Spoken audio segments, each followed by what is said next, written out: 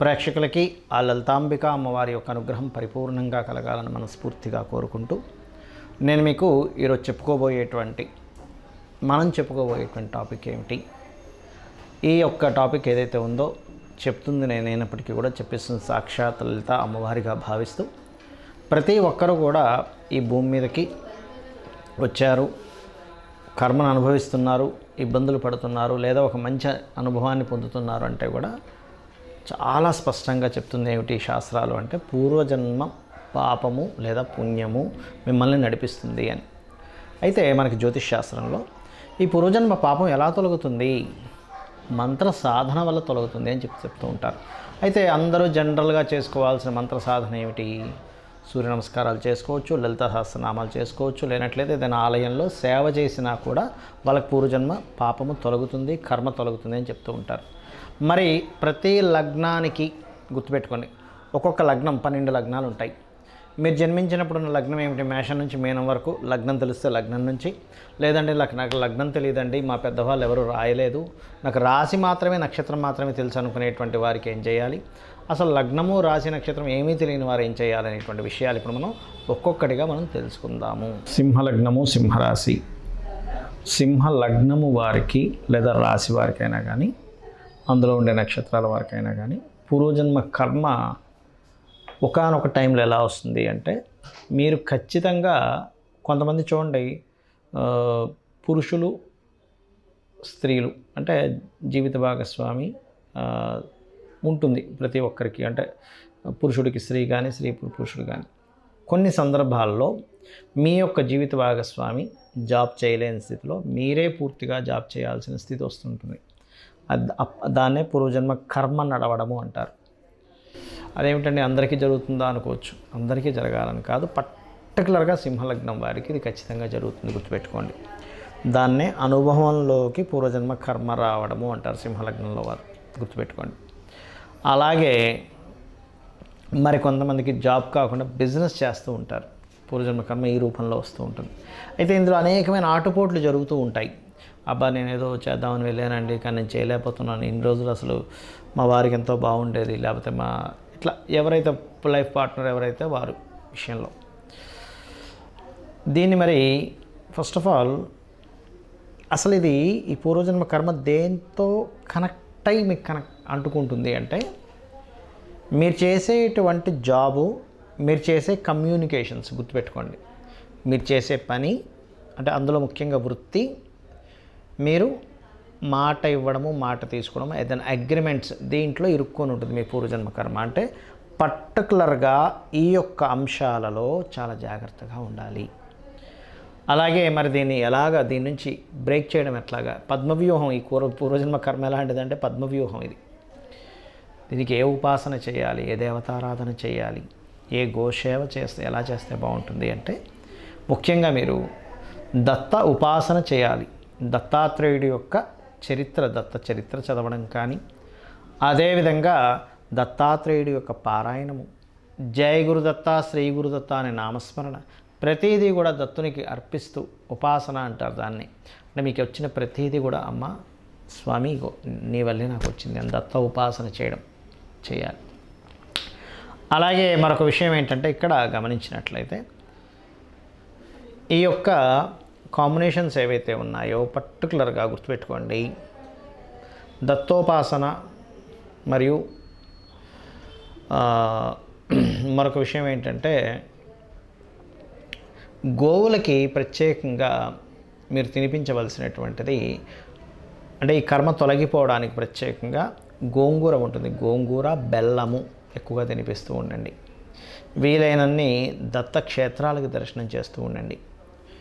పసుపు వస్త్రములు ఎక్కువగా ధరించండి. క్రీమ్, ఎల్లోయిష్, గోల్డెనిష్ ఏదైనా సరే పసుపు టచ్ అనిపిస్తుండాలి, అంటే కొంచెం పచ్చదనం అందులో కనిపిస్తూ ఉండాలి. వీలైతే పసుపు రంగు పుష్పాలతో పూజ ఎక్కువగా చేయండి. పసుపు రంగు వస్త్రాలు ధరించి దీక్షలా తీసుకోవడం కానీ, లేకపోతే ఏదైనా మంత్ర సాధన కానీ ఎక్కువగా చేయండి, మీరే చూస్తారు. అయితే ఎవరి జన్మజాత చక్రంలో గురువు పాడైతే మళ్ళీ అది డిఫరెంట్ కేసు, వాళ్ళ జన్మజాత చక్రరీత్యా మార్చుకోవాల్సి వస్తుంది స్లైట్గా. బట్ జనరల్గా మాత్రం ఇవి చేయడం ద్వారా ఖచ్చితంగా బాగుంటుంది. గురువు కనుక పాడేయాడు అనుకోండి, వాళ్ళకంటే నీచ స్థానంలో ఉన్నాడు, అప్పుడు మళ్ళీ అది కొంచెం కోర్టు కేసెస్ వైపు కూడా తీసుకెళ్తూ ఉంటుంది. అయితే మీరు శని బుధవారాలు మాత్రం ఎట్టి పరిస్థితుల్లో ఇది ఇంపార్టెంట్, లేదా నేను దీన్ని ఈ పని వాళ్ళు ప్రారంభించడం అనవసరంగా ఏదైనా నేను ఇరుక్కుంటానా అని అనుకునేటువంటిది ఏమాత్రం మీకు సంశయం వచ్చినా కూడా వాటి జోలికి వెళ్ళకండి. ఈ రకంగా చేయండి, మీరు 100% మీ యొక్క కర్మ ఫలితం నుంచి సత్ఫలితాలు పొందుతారు. ఇందాక నేను మీకు మరి లగ్నము, రాశి, నక్షత్రము తెలియని వారికి ఎలాగో కూడా చెప్తానన్నాను కదా, దానికి చెప్తానని మీకు గుర్తుపెట్టుకోండి. తెలియని వాళ్ళందరూ కూడా చేయాల్సింది సూర్య నమస్కారాలే. మీరు ఏ రాశి అయినా, ఏ నక్షత్రమైనా, ఏ లగ్నమైనా మనకు తెలియదు. మీరు చేయవలసింది చాలా సింపుల్గా సూర్యుడికి సంబంధించినటువంటి ఉపాసన చేయండి. ఉపాసన అంటే అగైన్ నేను మరలా చెప్తున్నాను, నిత్యము సూర్య నమస్కారాలు చేసుకోవడము, ఆదిత్య హృదయ పఠనం చేయడము, లేదా సూర్యుడి ముందుని చక్కగా అర్ఘ్యం వదిలి నమస్కరించుకోవడం, ఇవి చేయండి. రెండవది, ముఖ్యంగా మీరు మీ తండ్రి గారి యొక్క సేవ, అదేవిధంగా తండ్రి తరపు వారి యొక్క సేవ, మరియు పితృదేవత సంబంధించినటువంటి కార్యక్రమాలు చేయడం. పితృదేవతలకి అంటే మాసికాలుగా ఇట్లా ఉంటాయి కదా మనకి, సంవత్సరం చేయాల్సినటువంటివి కానివ్వండి. అదేవిధంగా మరొక విషయం ఏంటంటే ఈ గోసేవ కానివ్వండి, దేవతా సంబంధించినటువంటి అనుగ్రహం కానివ్వండి, ఇవన్నీ కూడా ఏమిటంటే ముఖ్యంగా మీరు అర్థం చేసుకోవాల్సినటువంటిది, ఇక్కడ ఏది తెలియదండి, నక్షత్రం తెలియదు, లగ్నం తెలియదు, ఏం భయపడాల్సిన పని లేదు. ఇవి చేసుకోండి ప్రత్యేకంగా. వీటితో పాటు మనకు శాస్త్రాల్లో చెప్పినటువంటిది లలితా సహస్రనామాలు ఉదయం సాయంత్రం, లేదంటే ఒక్కసారైనా కుదురుతుంది, ఖచ్చితంగా ఒకసారైనా చేయొచ్చు. కానీ మీరు చేసి చూడండి. మీరు 40 రోజులు, ముఖ్యంగా మీరు మొట్టమొదటిగా 40 రోజులు చేసినట్లయితే మీకు తెలుస్తుంది, దాని ప్రభావం తెలుస్తుంది. దాని తర్వాత నిత్యము చేయడానికి మీరు ఇష్టపడతారు. మరి మీకు సందేహం కలగొచ్చేమండి, ఇక్కడ మరి మేము స్త్రీలైతే ఎలాగా, మాకు నెలకొకసారి మనకి మంత్ అనేటువంటిది ఉంటుంది కదండి, మాకు ఉంటుంది కదండి, మా పరిస్థితి ఏమిటి అంటే, అప్పుడు నేను చెప్పేది ఒకటే, 20 రోజులు చేయండి. ఖచ్చితంగా మీకు ఆ మార్పు అనేటువంటిది మీరు చూస్తారు. పూర్వజన్మ కర్మ ఇక్కడ ఏంటంటే పూర్తిగా తొలగిపోతుందా వెంటనే 40 రోజులు అంటే కాదు, బాగా అర్థం చేసుకోండి. దాని ప్రభావం తగ్గుతుంది, దాన్ని మీరు హ్యాండిల్ చేసేటువంటి శక్తి మీకు వస్తుంది. ఇక్కడ ఏంటంటే అందరికీ కష్టాలు ఉంటాయి, కానీ కొంతమంది దాన్ని హ్యాండిల్ చేయగలుగుతారు, కొంతమంది దాన్ని హ్యాండిల్ చేయలేరు. ఇది అర్థం చేసుకోండి. హ్యాండిల్ మనం ఎలా చేయగలము, ఎంతవరకు చేయగలమా లేదా, దీని మీద ఆధారపడి ఉంటుంది మొత్తం కూడా.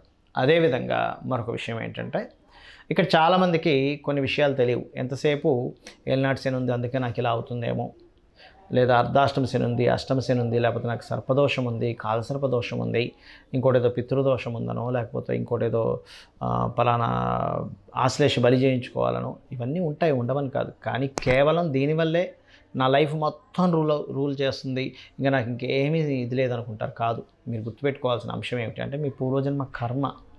ఆ పూర్వజన్మ కర్మ అనేటువంటిది మీకు క్లియర్ అవ్వనంతసేపు కూడా మీరు ఈ రకంగానే ఇబ్బంది పడవలసి వస్తూ ఉంటుంది. కాబట్టి ముఖ్యంగా నేను చెప్పినటువంటిది పాటించండి నిత్యము.